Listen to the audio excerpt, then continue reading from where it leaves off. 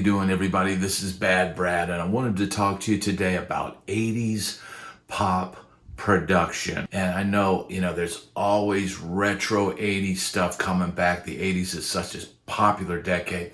And I'm not talking about 80s rock. I'm talking about 80s pop, The 80s was such a fun time for me. I was out in Los Angeles for part of it, and it was such a fun time, and I had so many hours cruising around, even before I went to LA, cruising around in my little pickup truck, and I just flip around on the stations and I listen to everything, man. I listen to the R&B stations, I listen to the pop stations, I listen to the hard rock and the classic rock stations, and I was just amazed at the production. There was a lot of cool stuff going on. You had all the electronics working their way into the sound with the drum machines and the synthesizers and all that. And mixed in there was the guitar. The guitar was such a prominent instrument in the 80s, man. You pretty much had to have a guitar in your tracks. And there's a few different things that will give you that 80s retro pop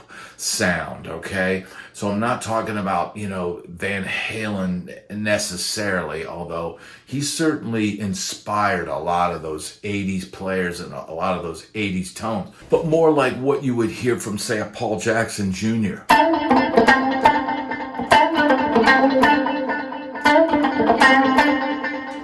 Okay, now I've got gobs of delay on there, and you could dial that back some, but you hear how the clean? I've got a little bit of chorus on there. I'm using a Line 6 Pod Express. That's what I use to get the tones. And I think I got really, really good 80s style tones out of that device.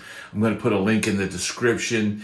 If you're looking to get these kind of tones, check out my Amazon link. You get your picks, your strings, your all that stuff. That link will be in the description. But these clean little chicken picking parts, those kind of, you heard a lot of that kind of stuff in the 70s, and it just kind of continued on, and the tones, the guitar tones got kind of even more like on that stuff, sterile, super clean. So it might have been a direct guitar in some cases. It could have been a jazz chorus. It could have been a little Fender, combo or something. And they would usually put like some slap back delay, a little bit of chorus, and then maybe later on the producer would add stereo delays and do all kinds of stuff, because, man, people were listening in their cars on good sound systems back then, and they would crank it up and you could hear, you love the swimming reverbs and the delays. So if you're going for an 80s retro type thing, don't be afraid to slather on the effects, okay? Because, it is nothing really tasty about the 80s. Even the tastier, produced acts still slathered on the reverb, slathered on the chorus and the slapback and, ping pong delays and super clean delays too. Not the tape type delays of the 70s, but the TC Electronic 2290 delays. It was a rack unit. SPX 90 Yamaha, kind of chorus type tones. All of these things would be in these racks. These guitar players back then would have these huge racks, all these rack mounted delays and all that. And it would take that much gear to get that kind of tone, but it's now 2024 and I'm able to get this tone, that tone that you just heard on the track. I'm able to get all those tones out of one little box that cost $179.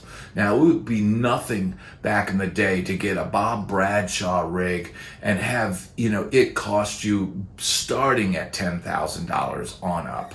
But, with today's technology, you can get these 80s retro tones really easily, okay? Now, the other tone that you hear in the track, that is a typical 80s lead tone. And once again, it's got lots of reverb.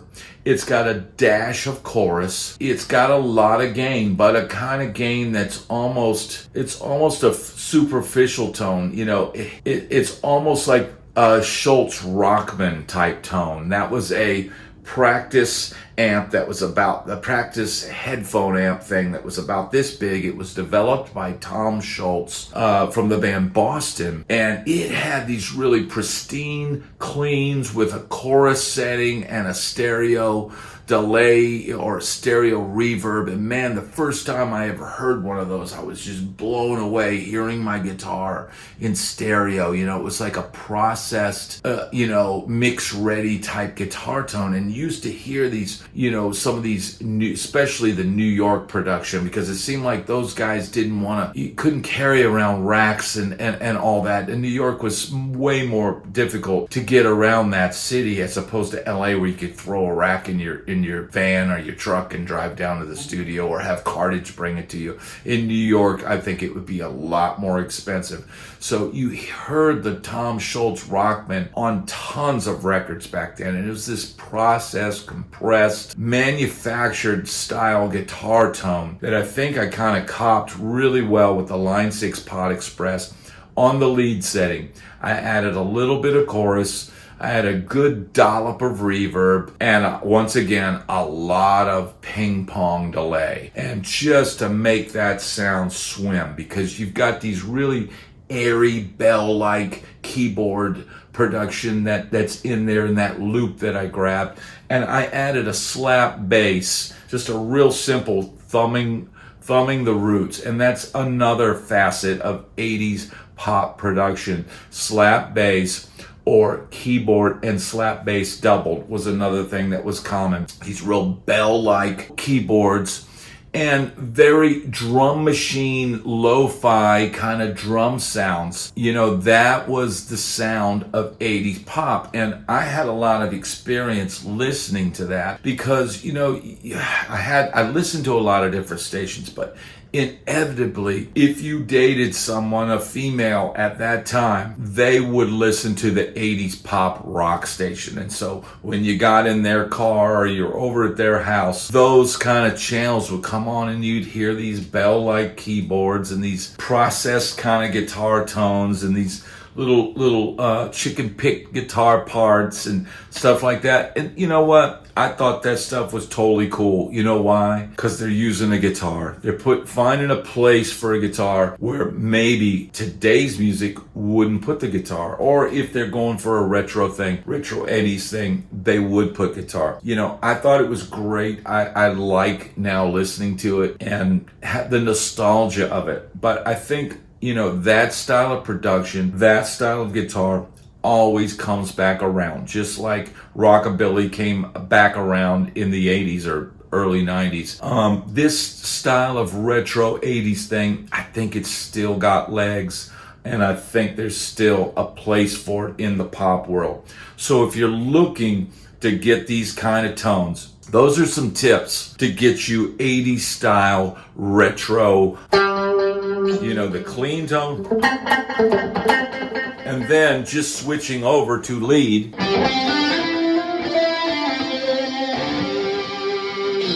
literally not even changing the effects, but just kicking the drive in and getting those swimming tones. Don't be afraid to slather the effects on.